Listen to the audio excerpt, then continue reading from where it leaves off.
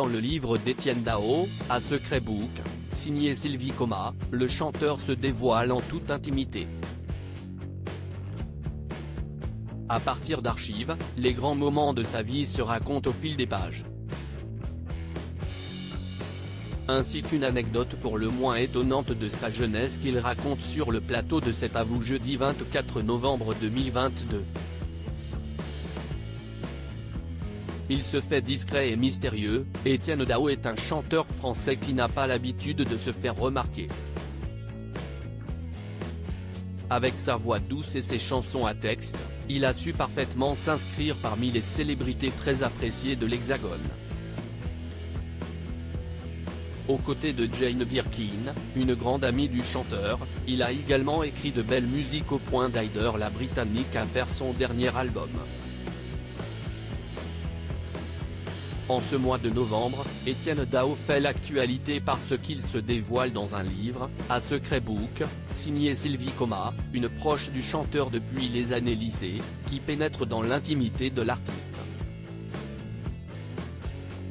Pour créer ce recueil de près de 400 pages, ce sont dans les archives qu'Étienne Dao et son ami sont allés chercher.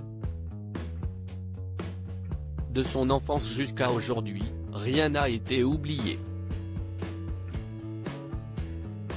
Étienne Dao a emprunté une 4 litres pour boire des coups en ville. Invité sur le plateau de cet Avoue jeudi 24 novembre 2022, Étienne Dao s'est confié sur les quelques éléments de sa vie à découvrir dans cet ouvrage.